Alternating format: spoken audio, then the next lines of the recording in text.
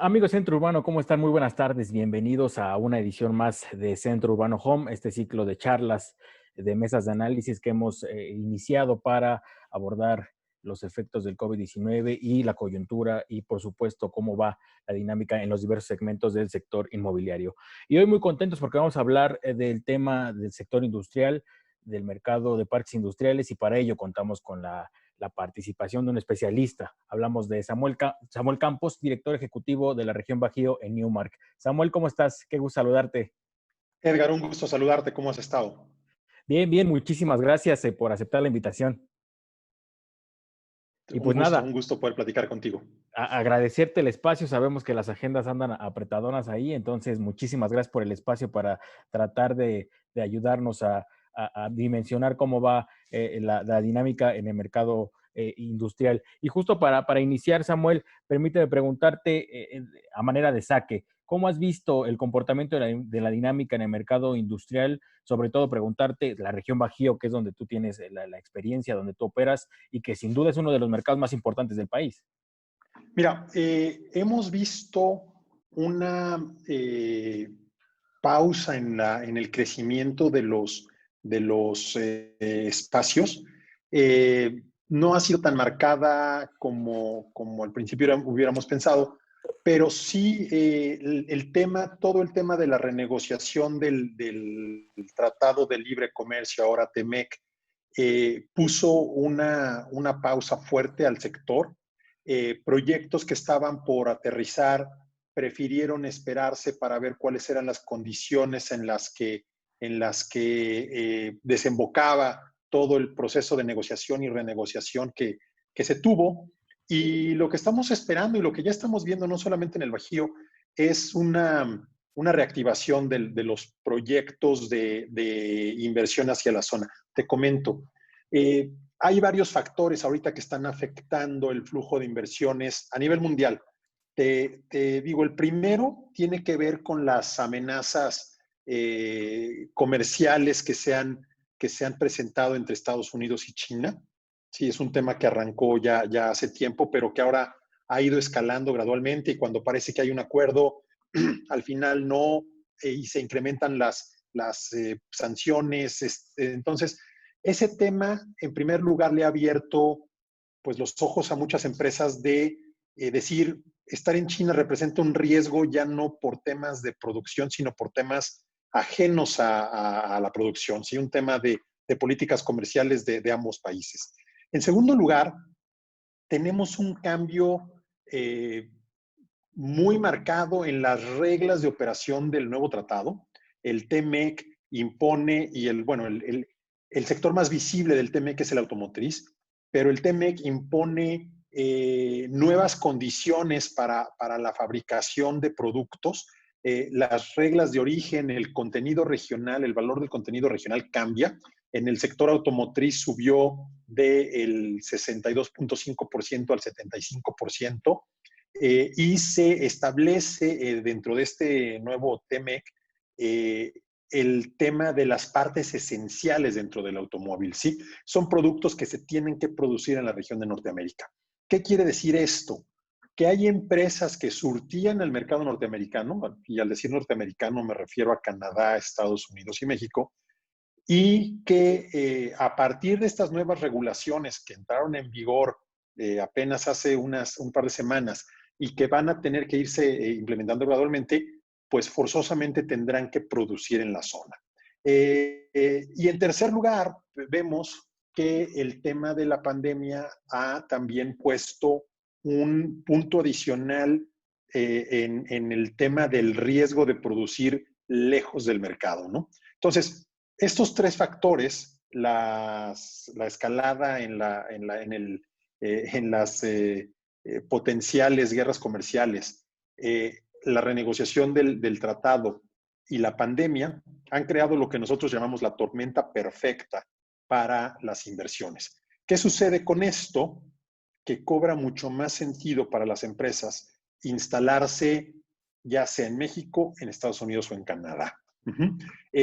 Partiendo de esto, nosotros hemos empezado a hacer análisis rápidos de relocalización, donde a las empresas les podemos decir de manera preliminar y de modo genérico cómo se ve su costo operativo de producir en China o en cualquier parte del mundo contra producir ya sea en Canadá, en Estados Unidos o en México. Entonces, todo esto debe generar flujos de inversión y crecimiento inmobiliario industrial en el país. ¿Qué es lo que estamos viendo en este momento? Uno de los sectores que más rápido se están moviendo es el sector de lo electrónico. Ahora, por su propia naturaleza, el sector electrónico históricamente ha estado concentrado en la franja fronteriza. Tijuana, Mexicali, Juárez, Matamoros, etcétera, son las ciudades que tradicionalmente han captado este tipo de inversiones. Eventualmente Guadalajara se convirtió en un gran participante, algo en Monterrey, poco en el Bajío. Entonces, lo que estamos viendo ahora es que sí hay una reactivación que está comenzando de manera natural en la frontera norte. Vemos operaciones que se cierran en Tijuana, operaciones que se cierran en Juárez, operaciones que se cierran en Matamoros, ¿no? Entonces, contestando tu pregunta, empieza a verse nuevamente un flujo de inversiones, empieza a moverse el mercado y estamos seguros que ahora que las empresas entiendan un poco más cómo tiene que operar el nuevo TEMEC, mucho más flujos de inversiones se detonarán para el Bajío, para la zona centro, Puebla, Tlaxcala, etcétera, ¿no? No te oigo. No te oigo, Edgar. No sé si estás en mute. Sí, perdón, estaba con el micrófono apagado. Te preguntaba que justo en esta parte de preguntarte de lo que llevamos de pandemia, lo mencionabas, la parte del e-commerce ha incrementado. Esa parte, ¿cómo lo ven en el sentido del impulso que puede generar para el segmento industrial? ¿Qué regiones verían con mejor potencial a partir digamos, del e-commerce? Y lo que me gustaría preguntarte es, desde tu visión, ¿qué tanto ves que esta explosión o este impulso del e-commerce sea sostenible en el tiempo, que no sea, digamos, una moda o un efecto mismo de la pandemia que con el tiempo venga a la baja? Claro, te contesto rápidamente. Yo creo que es un tema que llega para quedarse. Y si me permites, tengo una pequeña presentación acerca de cómo vemos el tema del e-commerce Claro, en el país y sobre todo en los claro, por mercados que favor, están más activos, ¿no? por Déjame favor. moverme aquí.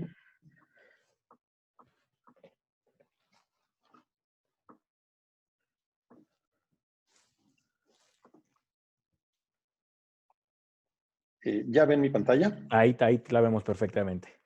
Perfecto.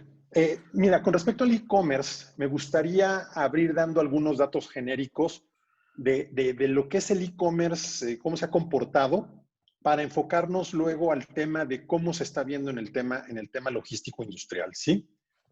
Primeramente te digo, 3 de cada 10 pymes ya han implementado una estrategia digital. Contestando a tu pregunta que me hacías hace un momento, el crecimiento anual promedio del e-commerce entre el 2019 y 2009 y 2018 ha sido del 40.1%. Wow. O sea, no es algo pasajero, esto ya es una tendencia, es claramente sostenible y bueno, ahora con el tema de la pandemia, donde la exposición de la gente, donde el contacto y la cercanía social han sido restringidas por cuestiones obvias, pues estos datos se van a incrementar de manera considerable, ¿sí? Hay 84 millones de usuarios de Internet, había en México en el 2019, y de esos, 8 de cada 10 ya han realizado compras en línea en el último año, ¿sí? El 60% de las compras se realiza desde dispositivos móviles, esto es, desde tu celular, desde tu tableta. El promedio que los mexicanos compran en moda, en ropa, es de 1,500 pesos y el 57% de la gente paga con tarjeta de débito. Si estos son datos genéricos, pero ¿a dónde van? ¿Cómo se ha movido esto? Primero, fíjate nada más, en términos de millones de pesos, en el 2009 el comercio electrónico en México representaba 25 millones de pesos. En el 2019, perdón, 25 mil millones de pesos. En el 2019 fueron 632 mil millones de pesos. O sea, el brinco ha sido exponencial y ciertamente con las circunstancias que estamos viviendo, en el 2020 el número va a ser todavía mucho mayor. ¿Sí? Fíjate nada más que interesante, cómo se ha incrementado el número de consumidores online al comienzo de la pandemia. Del 13 al 15 de marzo subió en 31%. Del 27 al 29 un 50, del 3 al 5 un 49 y del 10 al 12 un 64. Y estas cifras siguen subiendo, ¿sí? ¿En qué ha comprado la gente ahora? Bueno, cuestiones que antes no eran tan comunes como el supermercado. Comida, que ya era un sector que estaba tomando mucho auge con las aplicaciones móviles. Y ropa y vestido, ¿sale? ¿Cuál es el perfil demográfico de la gente? Bueno, el 51% de los que compran son hombres y el 49% mujeres. Es realmente muy parejo. La edad más o menos fluctúa el 52% entre la gente que tiene 18 a 34 años. El 38% es entre 35 y 64 años y una proporción menor, de manera lógica, es la gente que tiene más de 65 años con el 11%, ¿sí? Déjame irme una más. Fíjate, hubo una hot sale hace poco tiempo Claro. y se registraron 440 empresas. Hubo 20 millones de pesos, 20 millones de pesos vendidos. Perdón, 20 billones de pesos vendidos. 7.1 millones de compradores, 29 millones de artículos vendidos, 525 millones de visitas a sitios de comercio. O sea, el flujo de gente navegando en Internet fue enorme. 20.8 millones de compras y el promedio del ticket fue de 1,140 pesos. Ahora, ¿cómo se ve todo esto cuando lo pasas a la parte logístico-industrial? El primer tema que hay que ver es cuál es la penetración del Internet. Y me voy al caso específico de la Ciudad de México porque al ser pues, la ciudad más grande del país y la que en este momento acapara la mayor parte del e-commerce, se vuelve representativo de lo que estamos viviendo. Las zonas que tú ves es el nivel de penetración de Internet, ¿sí? Entre más oscuro es mayor la penetración que hay del Internet.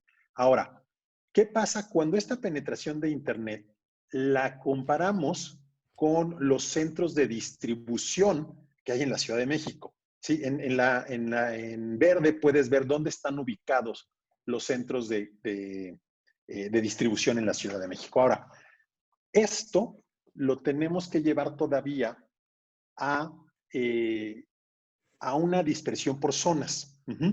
Tú te fijas, el mismo verde siguen siendo los centros de distribución, nada más ya difuminados en su ámbito de influencia.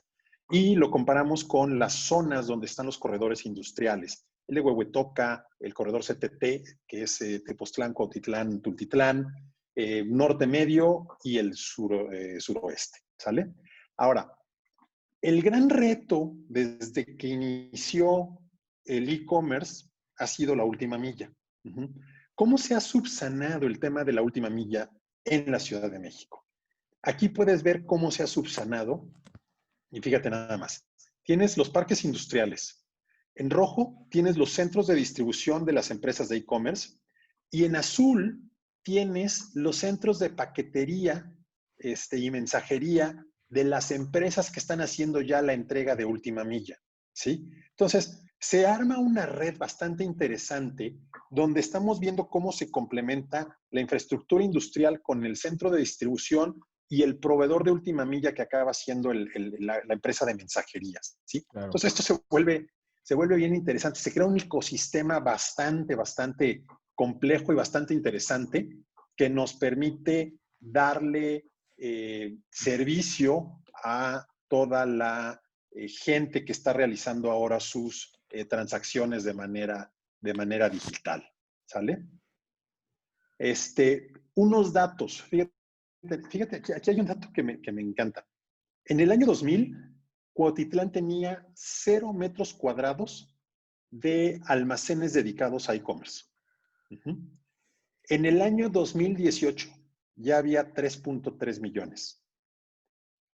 Tepozotlán, en el año 2000 tenía 200,000 metros cuadrados.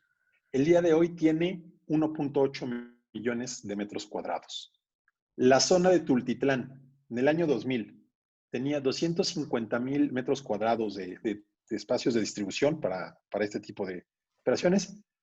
Año 2020, 1.7 millones de metros cuadrados. O sea, el brinco ha sido exponencial. La suma de de estos metros cuadrados son 5.8 millones de metros cuadrados. Casi completamos los 6 millones. Y ahorita te voy a decir por qué es relevante este dato. Ahora, ¿cuáles han sido las transacciones más llamativas y más importantes que se han dado en la zona? Primero, probablemente de las primeras y las que más marcaron tendencia fue en el 2004, la llegada de Walmart a San Martín Obispo con 37,000 metros cuadrados. Y estamos hablando de 37,000 metros cuadrados techados, o sea, es una cantidad considerable de metros. Luego siguió Mave en Huehuetoca con 71,000 metros cuadrados. Otra más de Walmart en San Martín Obispo con 70,000. Chedraui con 58,000 en Huehuetoca. Liverpool en Cuautitlán con 57,000. FedEx con 23,000 en Cuautitlán. Amazon con casi 100,000, 94,000 metros en Tepozotlán. Mercado Libre con 122,000 metros cuadrados en Tepozotlán y en Cuautitlán. Liverpool, que compró 750 hectáreas en el entronque del Arco Norte y la 57 para hacer todo su centro de distribución nacional y atender también el incremento de ventas en línea. Y te doy un dato que no te mencioné en la presentación. El año pasado, Liverpool fue la empresa que más ventas online tuvo, ¿sí? Okay. Y en segundo lugar estuvieron empatados con el 18% Amazon y Mercado Libre. Entonces, hay una justificación de por qué estar generando estos grandes centros de distribución, ¿no? Finalmente, Amazon en el 2019 con 100,000 metros en Tepoztlán. Ahora, me voy un poco hacia el mercado nacional. Perdón, bueno, de las operaciones más representativas, Mercado Libre y Amazon con 223,000 metros en este mercado, ¿no? De Cuautitlán y Tepoztlán. Me voy a un dato bien interesante. Te decía que son casi 6 millones de metros cuadrados los que hay en la zona norte de la Ciudad de México, del área metropolitana, claro, dedicados a temas de centros de distribución y logística para e-commerce.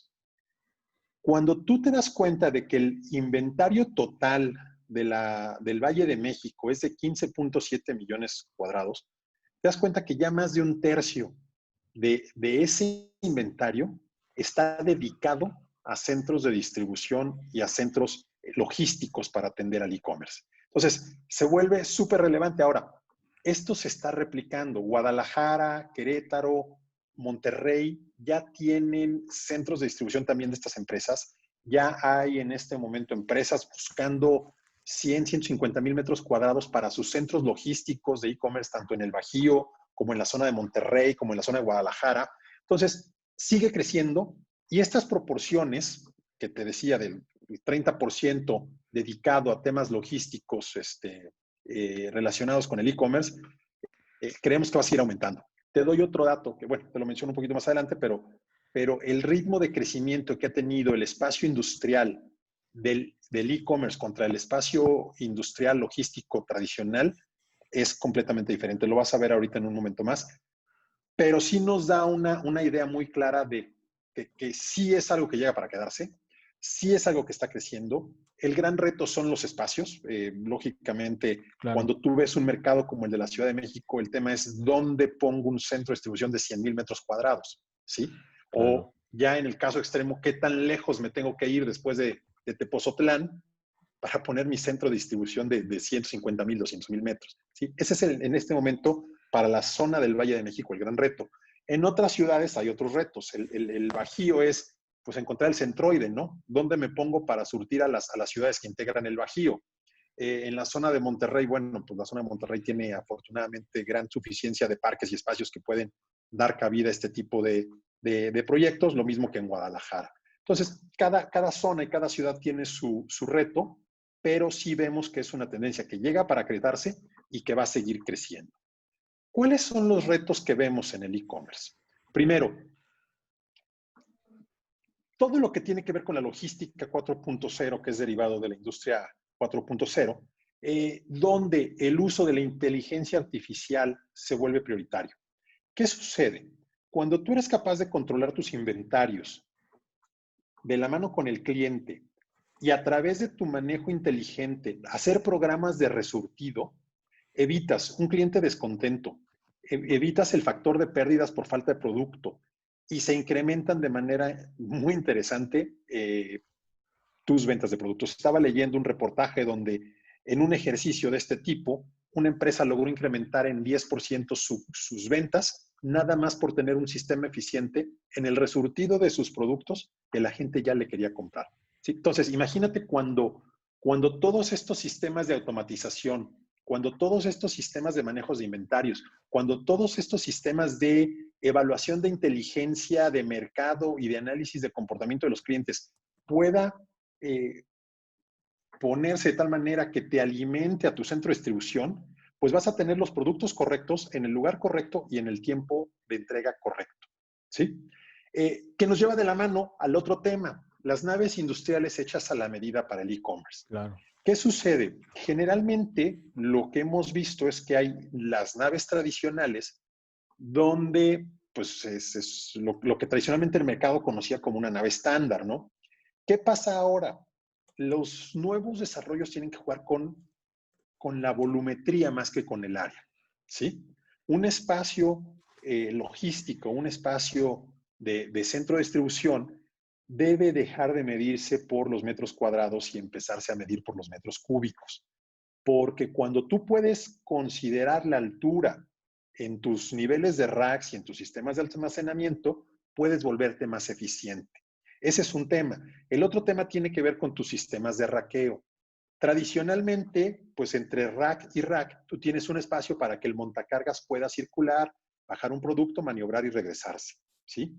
Hay nuevos sistemas que son con montacargas automatizados, que ocupan menos espacio y que pueden entrar a través de los pasillos en menores distancias, manipular el producto, ingresarlo o sacarlo. ¿Qué sucede con esto? Cuando tú acortas la distancia entre racks, ganas espacio en tu área de almacenamiento.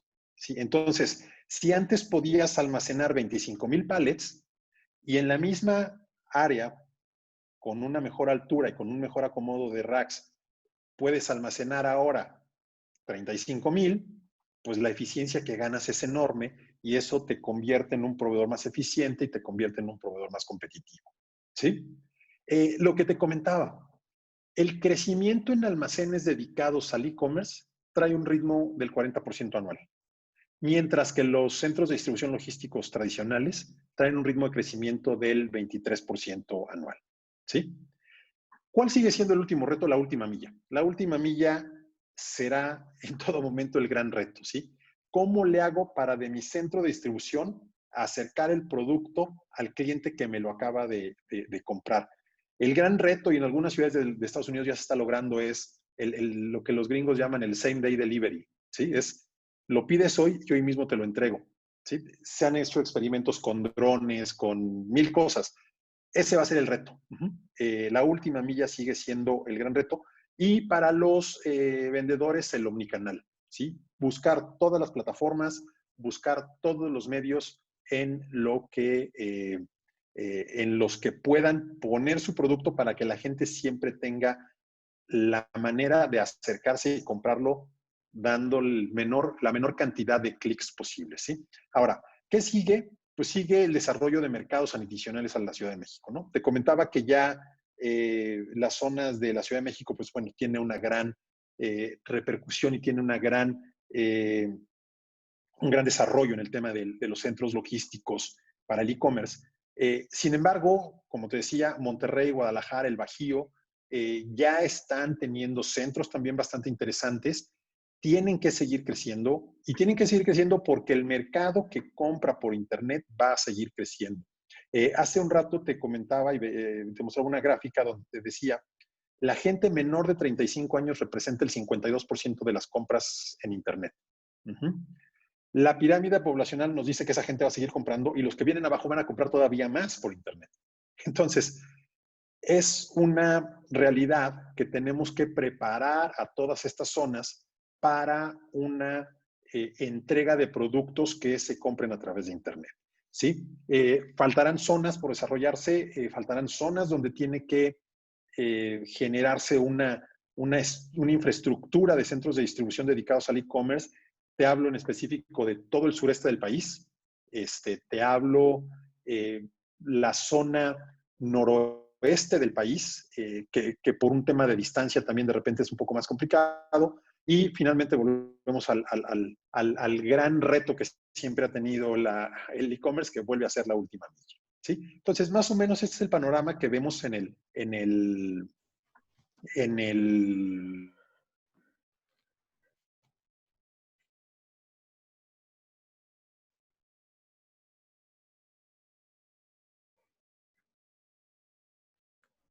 Creo que nos trabamos un poquito. No sé, producción, si me pudiera ayudar. Creo que perdimos un poco a Samuel. Ahorita a ver si lo podemos recuperar, porque al final de cuentas es una charla.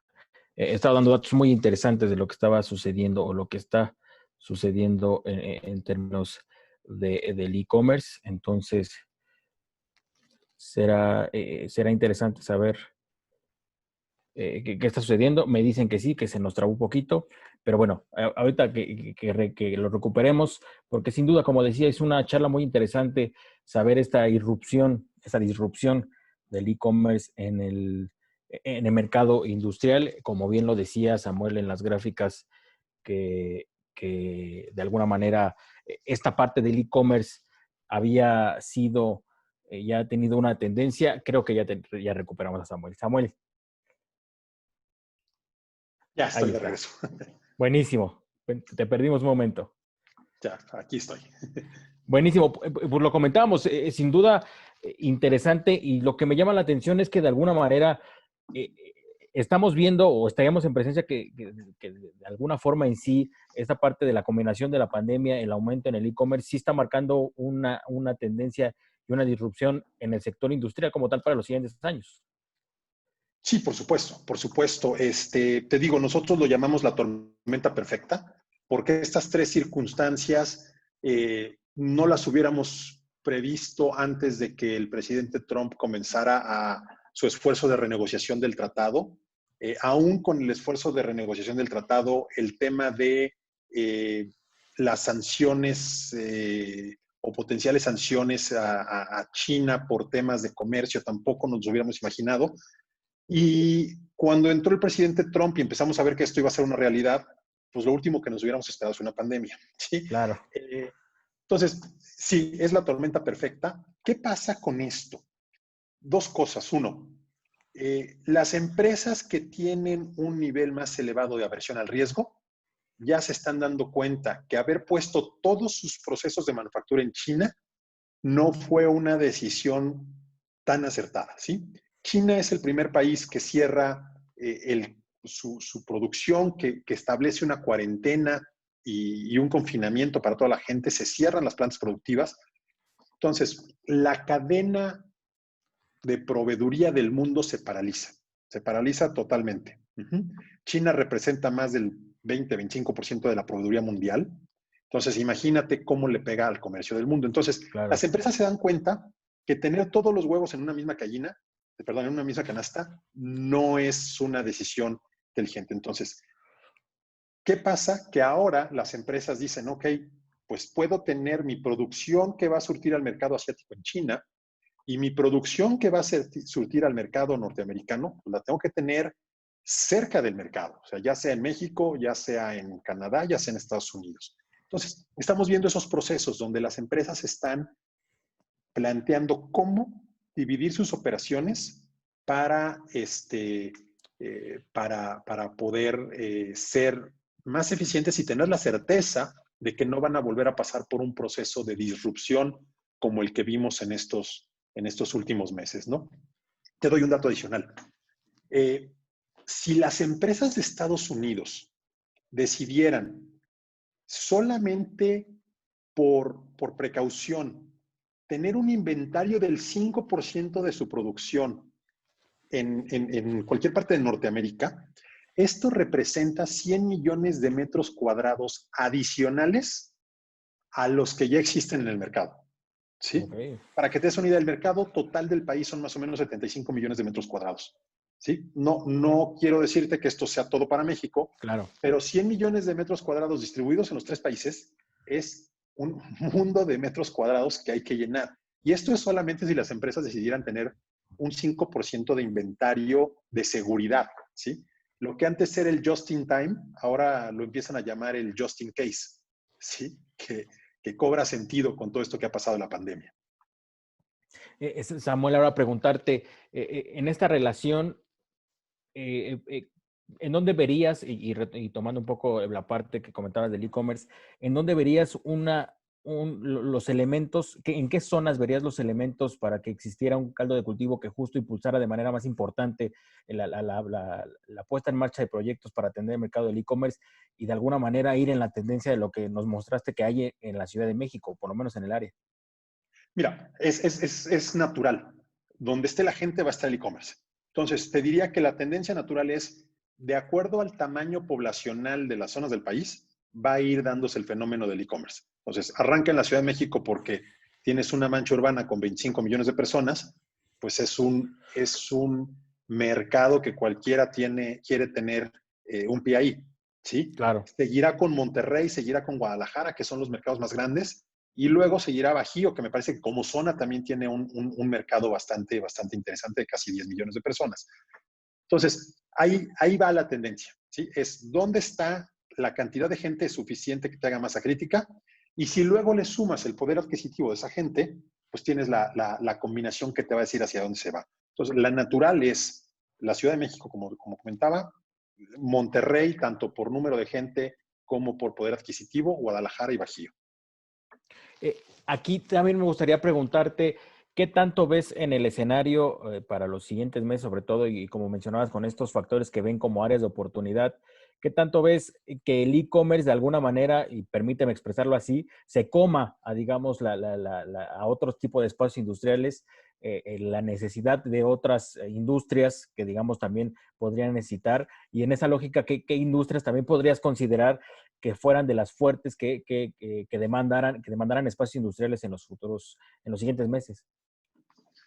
Mira, bueno, el e-commerce es más que comerse a otras industrias, me Sí, parece que sí, va a ser un complemento natural de otras industrias. Ahora ya las ventas de coches en línea han crecido, cualquier producto ya lo puedes comprar en línea, ¿sí? claro. Lo que esto te facilita es que con todos estos temas de cruce de datos, de industria 4.0, etcétera, uno, tú tengas acceso a productos más personalizados, y dos, los productores tengan acceso a información mucho más valiosa para poder planear sus cadenas productivas y sus inventarios. Entonces, me parece que van a convivir, o sea, van a seguir conviviendo.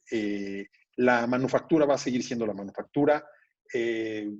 Hay cambios, vienen tendencias nuevas, por ejemplo, los vehículos que conocemos hoy probablemente en 20 años ya no sean. Vamos a Claro. ver a los coches eléctricos y vamos a ver a los coches autónomos.